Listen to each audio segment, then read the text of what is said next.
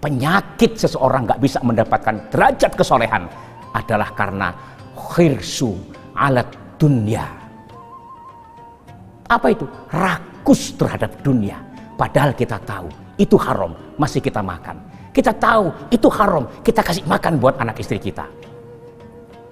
Yang kedua itu, penyakit orang tidak bisa menjadi orang soleh karena rakus terhadap dunia. Dan ini tidak hanya kepada orang bodoh, orang alim pun, orang pinter pun, kalau sudah berani makan makanan haram, gak akan bisa jadi orang soleh. Kenapa? Sekali lagi, ma nabata minal haram yamilu ilal haram. Sesuatu yang tumbuh dari makanan haram akan cenderung membawa orang tersebut menuju hal-hal yang diharamkan oleh Allah. Na'udzubillah min dzalik. Itu tadi penyebab orang tidak mencapai derajat kesolehan yang nomor 2, karena makan makanan haram, rakus terhadap dunia. Yang nomor 3, orang yang tidak akan mencapai derajat kesolehan diakibatkan karena as-suhu bil fadli. Apa itu? Terlalu pelit dengan kelebihan-kelebihan yang dia miliki. Suhu itu pelit yang tidak sembarang pelit. Kalau al-bakhil pelit kepada orang lain, tapi suhu ini lebih pelit lagi, bukan saja untuk orang lain, untuk diri sendiri aja dia pelit. Ada contoh dalam bermasyarakat, misalnya kita diajak untuk ke restoran, Mas, si wis mangan apa durung? Warga durung tak jak mangan di warung Padang gue. Wis warek, tak bayari, mau tak bayarin yang gelem. Sudah makan belum? Kalau belum makan saya ajak makan ke restoran. Enggak, saya sudah kenyang. Saya yang bayarin. Oh, kalau ente yang bayarin saya mau. Nah, itu kebangetan pelit itu. Tetapi yang dimaksud bukan seperti itu. Pelit terhadap diri sendiri itu sebenarnya adalah pelit ketika kita bersedekah. Pelit ketika kita ditunjukkan kotak amal, ketika kita sholat Jumat ada kaleng berjalan. Imam sedang khotbah, kadang-kadang takmir masjid sudah ada kotak amal diedarkan. Yang dimasukin malah yang recehan 500 perak. Akhirnya suara kaleng sama suara khotibnya gedean, suara kalengnya kelunting. Itu pun kadang-kadang masih nggak mau. Padahal orang yang sedekah, orang yang amal jariah itu bukan untuk orang lain, tapi untuk dirinya sendiri.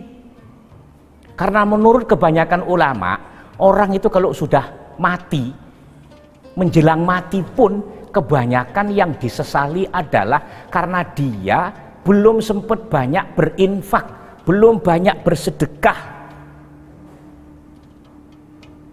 Akhirnya dia menyesal dan memohon kepada Allah, Rabbi laula akhartani ila ajalin qarib la asaddaqa wa akum minas salihin. Ya Allah, seandainya engkau tunda kematianku sebentar saja, niscaya aku akan banyak berinfak, bersedekah, dan aku menjadi orang yang soleh. Tapi sudah terlambat. Saat itu sudah tidak ada lagi waktu untuk mengundurkan. Padahal harta yang hakiki, harta yang milik kita, itu harta yang sudah kita belanjakan, saudara. Kalau harta yang belum kita belanjakan, itu belum tentu milik kita. Harta yang sudah kita belikan makan, harta yang sudah kita sedekahkan, itu hakikatnya yang milik kita. Rumah yang sampean beli itu belum tentu milik kita. Mobil yang ente beli itu belum tentu milik ente. Kenapa? Begitu mati, maka harta itu bukan lagi milik kamu. Milik siapa? Milik ahli warismu. Nah, ahli waris itu belum tentu akan ingat kepada kita saat kita sudah mati. Masih beruntung kita, misalnya kita mati, kita meninggalkan rumah yang bagus, kita meninggalkan mobil yang banyak, lalu kita mati. Belum tentu istri nanti akan ingat kepada kita. Belum tentu istri akan sedekah yang pahalanya untuk kita. Belum tentu istri akan membaca banyak doa untuk kita. Apalagi kalau kemudian kita mati, nggak lama kemudian dia nikah lagi dengan laki-laki yang lebih muda. Di zaman sekarang banyak laki-laki yang lebih baik menikah sama janda kaya daripada harus sungsang sundel nyari gadis, entar nyari harta lebih susah lagi. Banyak sekarang laki-laki itu lebih memilih janda kaya. Kenapa? Begitu menikah sudah punya harta. Padahal mantan suami sang janda tersebut sungsang sundel jungkir balik nyari harta. Begitu dia mati, semuanya menjadi ahli waris yang punya istri, punya anak. Anak pun kalau tidak dibekali dengan ilmu yang manfaat, dia tidak akan ingat kepada ayahnya yang telah mati.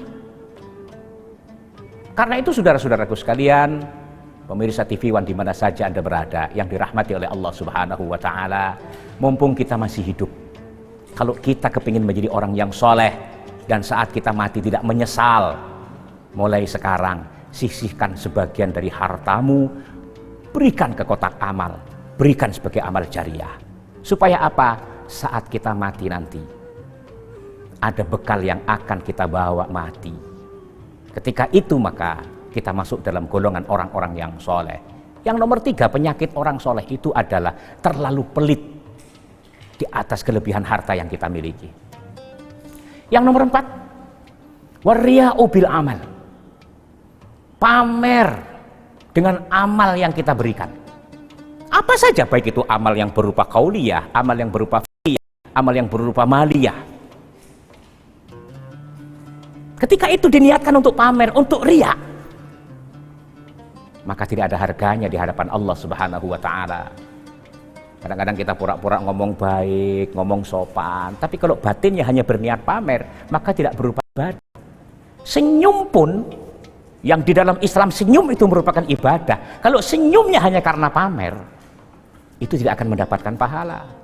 Bahkan pamer itu termasuk syirkul khafi, syirik kecil. Kenapa? Seakan-akan dia merasa hebat, dia tidak sadar bahwa kehebatan itu Allah yang berikan. Jadi orang yang pamer dalam beramal itu nggak akan mencapai derajat kesolehan. Meskipun kadang-kadang berupa indikasi, berupa isyarah. Misalnya dia mengatakan kepada takmir masjid, "Mas, ini saya sedekah 10 juta. Nanti nggak usah disiarkan kalau itu sedekah dari saya. Sebut saja, ini sedekah 10 juta rupiah dari hamba Allah yang tidak mau disebutkan namanya, yang rumahnya di depan masjid nomor A16. Itu sama juga bohong. Artinya orang juga tahu itu rumahnya siapa. Itu sudah termasuk pamer.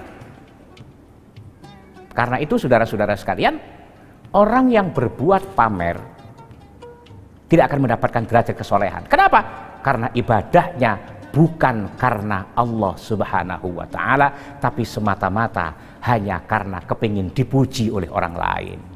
Hindari pamer, hindari riya.